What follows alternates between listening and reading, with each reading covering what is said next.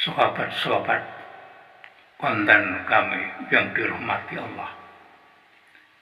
Seorang ulama besar bernama Ibnul Qayyim Al-Jauziyah mengatakan dan menjelaskan akan adanya jebakan iblis. Bagi orang yang beriman tentunya perlu mengetahui apa saja jebakan iblis. Bahkan lebih dari itu, yaitu meyakini apa yang dikatakan oleh Ibnul Qayyim Al-Jauziyah tersebut. Yang pertama, iblis menjebak kepada manusia dengan menawarkan kekufuran, dengan menolak keberadaan Tuhan, dengan mengatakan orang tanpa agama akan semakin cepat mencapai kemajuan, sedangkan orang yang menggunakan agama atau memeluk agama, dia akan menjadi orang yang terbelakang. Yang kedua, iblis menjebak manusia dengan hal-hal yang sifatnya bid'ah, yang dipertentangkan dengan hal yang sifatnya sunnah. Apa yang semestinya bid'ah dikatakan itu sunnah, dan apa yang mestinya sunnah dikatakan itu bid'ah. Hal ini sering menimbulkan perselisihan di antara orang-orang yang beriman,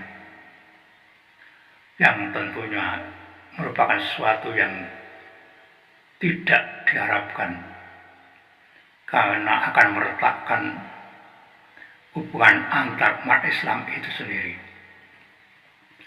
Kemudian yang ketiga, iblis menjebak manusia dengan dosa-dosa besar seperti musyrik, zina, dan lain-lain.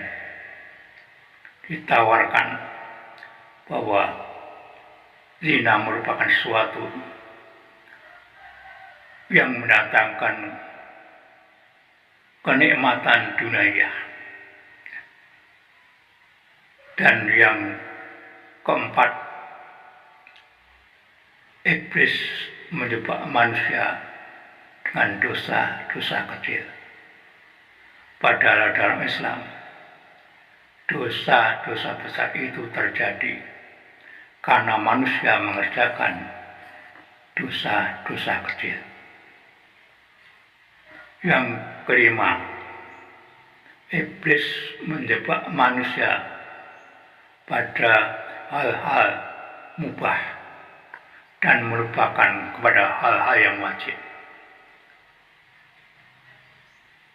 Tidur, makan, minum, berburu, pada asalnya hukumnya adalah mubah.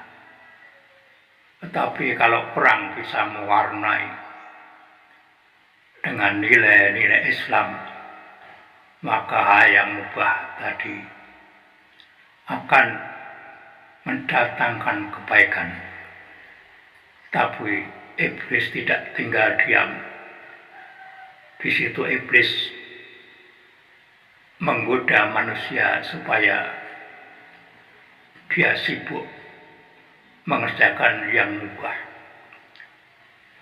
dan meninggalkan kebajikan yang tadinya hukumnya mubah. Seperti orang makan, di sana ada doa yang kalau itu dilakukan maka tidak lagi menjadi perbuatan mubah, tapi perbuatan makan bisa mendatangkan kebaikan kepada orang yang melakukan. Kemudian yang keenam, iblis menjebak manusia kepada ibadah utama, tapi melupakan ibadah yang lebih utama.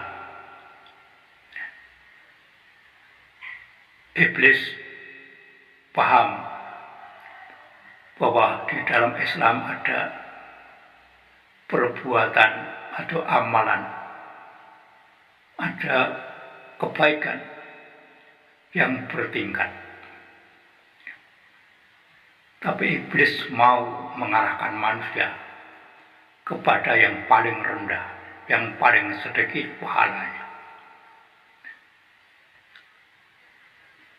Orang sebaiknya sholat wajib di masjid, tapi iblis mengarahkan supaya orang tidak usah pergi ke masjid, di rumah pun cukup. Iblis mengarahkan manusia untuk hal-hal yang pahalanya, yang kebaikannya rendah. Zikir misalnya, zikir itu yang tertinggi adalah mengucapkan La ilaha illallah. Ya, iblis punya cara supaya orang tidak mengucapkan dalam zikirnya dengan kalimat La ilaha illallah. Iblis tahu bahwa afdhal doa alhamdulillah. Doa yang utama adalah mengucapkan alhamdulillah.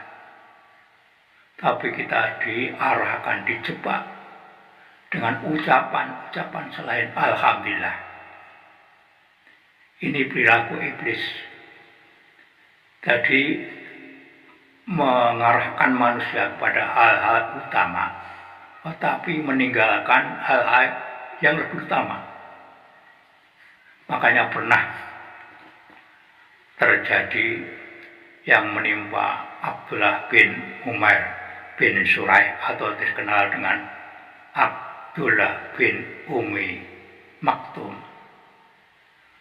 Ketika pergi ke masjid, kemudian tongkatnya tersandung batu, akhirnya dia terjatuh, kepalanya berdarah.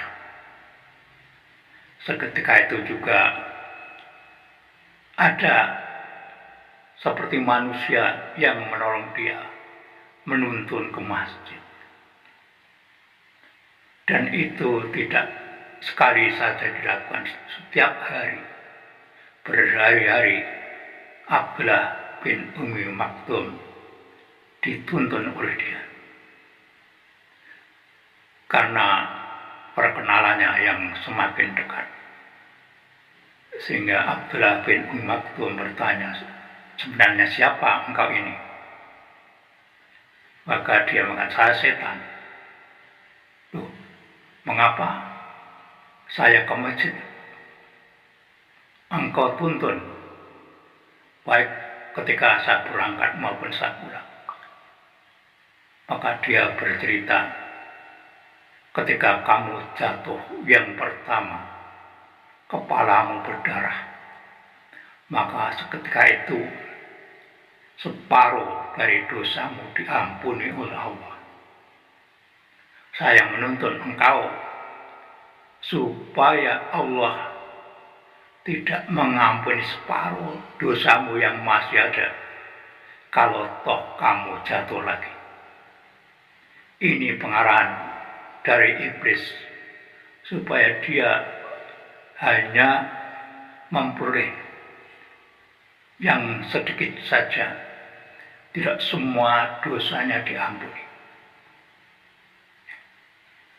Kemudian yang ketujuh, ada jebakan khusus kepada orang-orang yang bertakwa.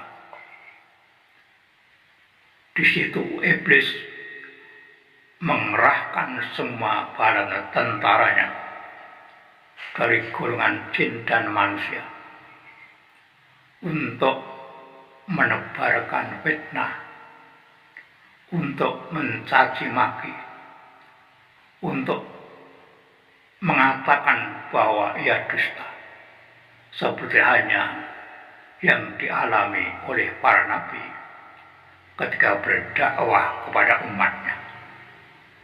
Inilah beberapa jebakan iblis yang semestinya sebagai orang yang beriman kita yakini, kemudian kita berupaya supaya bisa terbebas dari jebakan dan celah iblis ini.